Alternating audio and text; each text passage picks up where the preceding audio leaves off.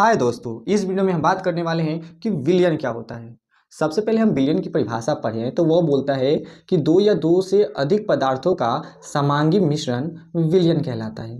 ये समांगी मिश्रण क्या होता है, चलिए इसे समझते हैं। इस एक्सपेरिमेंट को करने के लिए हमने लिया है यहाँ पर जल, नमक और चीनी। हमने क्या किया, इस नमक को इस पानी में हमने घोल दिया और इसे अच्छी तरह से हमने मिक्स कर दिया। मिक्स करने पर हुआ क्या, ये जो नमक है पूरी तरह से जल में मिल चुका है। अब यदि हम इसके किसी भी एक भाग से यदि हम टेस्ट करें कि जल और नमक कितनी मात्रा में है, तो यहाँ पर उसका कुछ अनुपात होने वाला है। और यदि हम दूसरे भाग में भी सेम यदि सैंपल लेकर हम देखें कि उसमें जल और नमक का अनुपात क्या होगा, तो हमें ये देखने को मिलेगा कि हर इसके भाग में जल और नमक का जो अनुपात है वह सेम है। यानी हर इसके भाग में, पूरे भाग में समान रूप से नमक मिल चुका है। इसी को कहा जाता है समांगी मिश्रण। तो यहाँ पर हम नमक और पानी भी ले सकते हैं और इसमें हम क्या कर सकते हैं, चीनी को भी मिला सकते हैं। तो हो सकता है कि हम केवल दो ही पदार्थ को मिक्स करके बनाएं, या हो सकता है हम दो से अधिक पदार्थ को मिक्स करके बनाएं।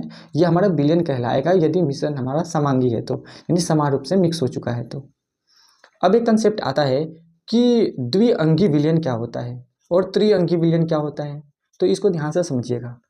हमने विलयन बनाने के लिए यहाँ पर जल लिया है, नमक है और ये चीनी है। सबसे पहले हम इसे घटक कह देते हैं, इन सभी पदार्थों को यहाँ पर घटक कह देते हैं। ओके, जैसे कि मान के चलिए ये जल है और ये नमक है। हमने क्या किया, नमक को जल में डाल दिया, तो हमने एक विलयन बना दिया। यहाँ पर इस विलयन को बनाने के लिए हमने जल और नमक, यहाँ पर केवल दो ही घटक लिया है। तो ऐसा कोई विलयन है जिसको बनाने के लिए हम केवल दो ही घटक का प्रयोग करते हैं, उसे द्विअंगी विलयन कहते हैं। या हो सकता है कि हमने जल और नमक घोला, इसमें थोड़ी चीनी की भी मात्रा मिला दे।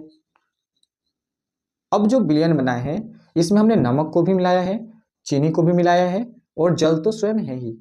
यानी कि इस विलयन को बनाने के लिए हमने तीन घटक का प्रयोग कर दिया और ऐसे विलयन को त्रिअंगी विलयन कहते हैं।